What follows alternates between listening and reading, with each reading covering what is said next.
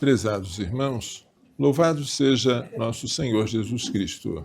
Para sempre seja louvado em nossa Mãe Maria Santíssima. Hoje, primeiro domingo da Quaresma, ano A, ano de São Mateus, o tema é a tentação. A primeira leitura, tirada do livro do Gênesis, conta como Adão e Eva foram tentados no paraíso e caíram na tentação.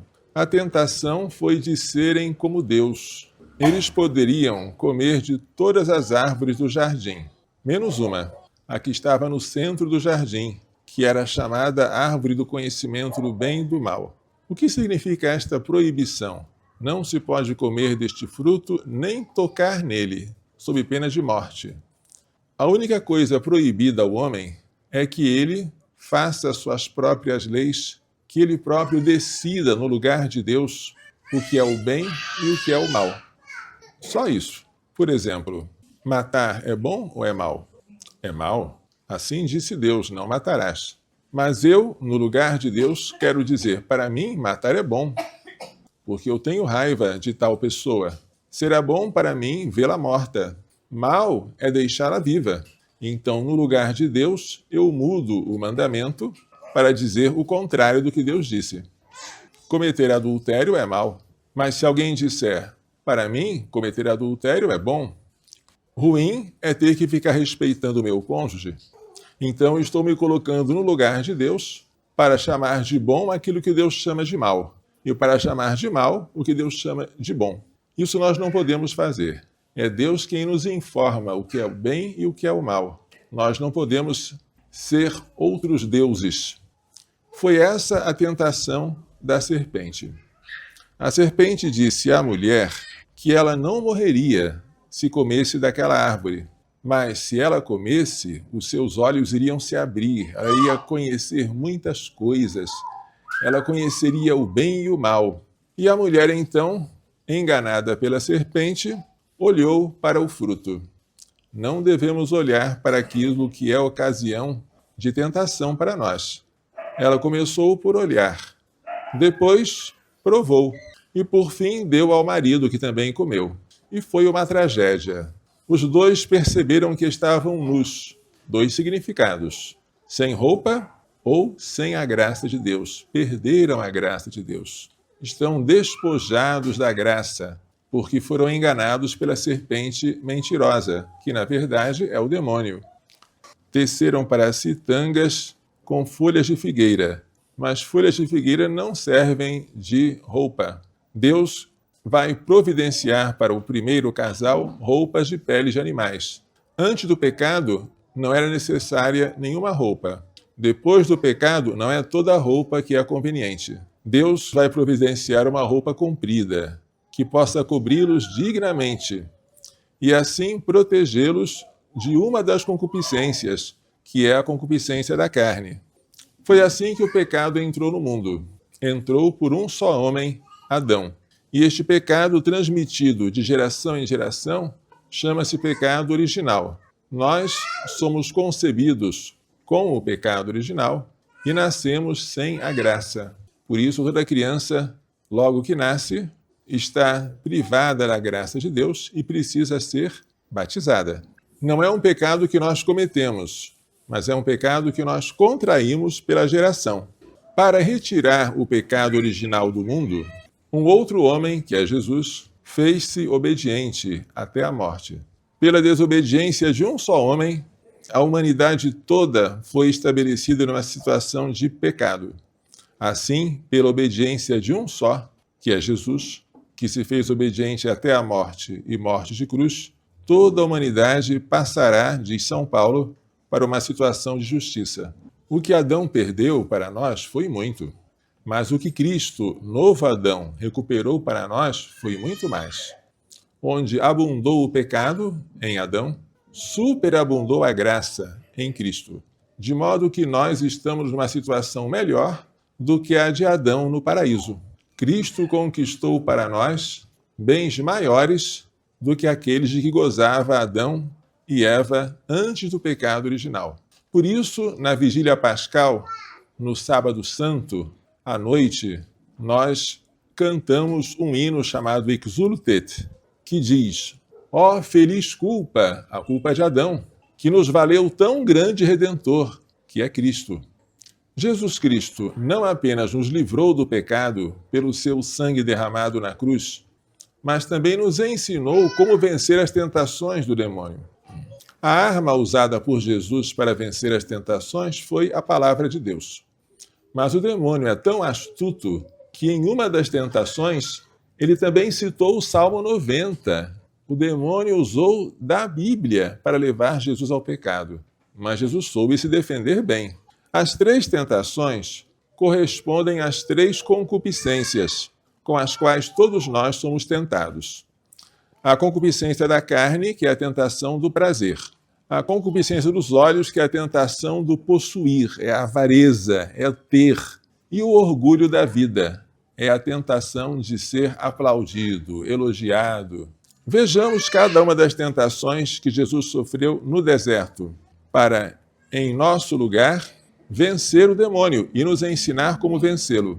A primeira delas foi de vencer a concupiscência da carne. Jesus passou fome porque fez jejum no deserto e o demônio o tentou com as seguintes palavras: se és filho de Deus, manda que estas pedras se transformem em pães.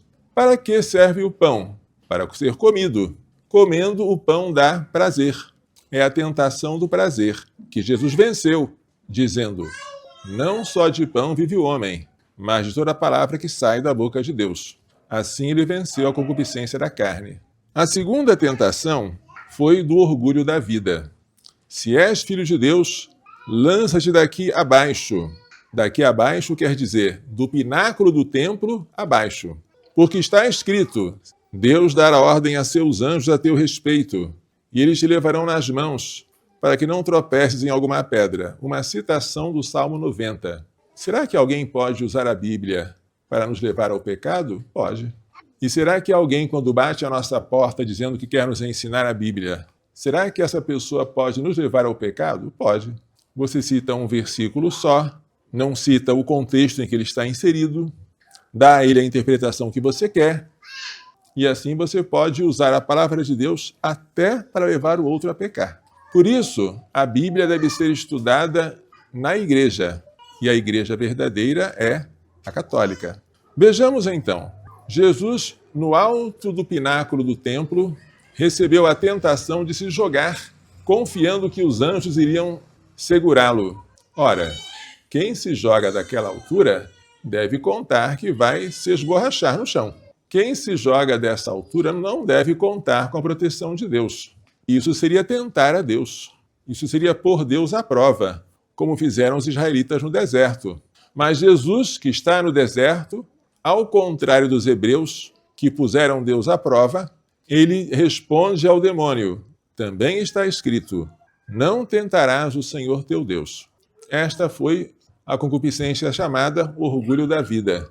Porque, segundo o que o demônio lhe sugeriu, ele se mostraria como alguém voando, segurado pelos anjos, para ser aplaudido. É o orgulho da vida. Ele não quis. A última das concupiscências é a concupiscência dos olhos. É o de possuir, a avareza.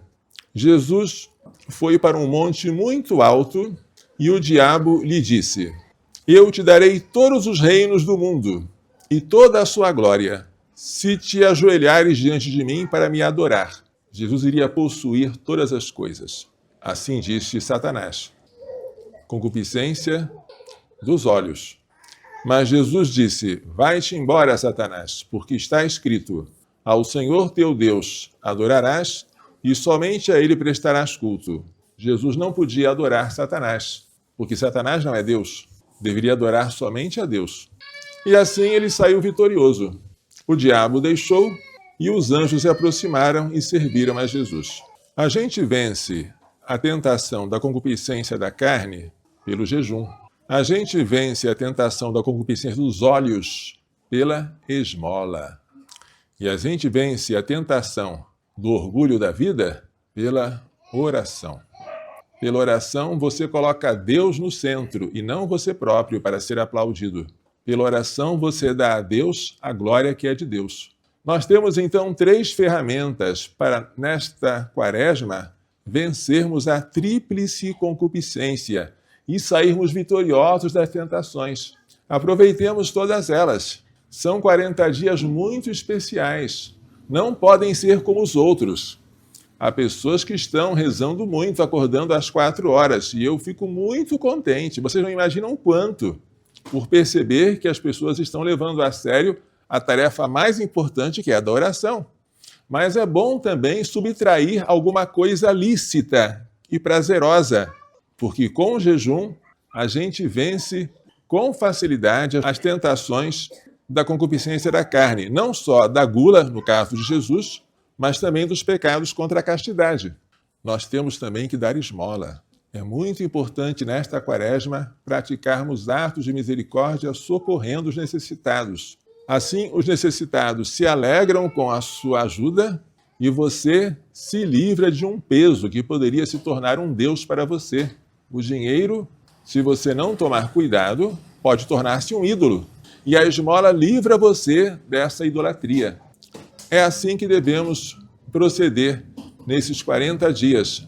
Se assim fizermos, nós poderemos, com razão, cantar o Aleluia da ressurreição, porque nós teremos percorrido a mesma estrada de Jesus. A ressurreição passa pela morte.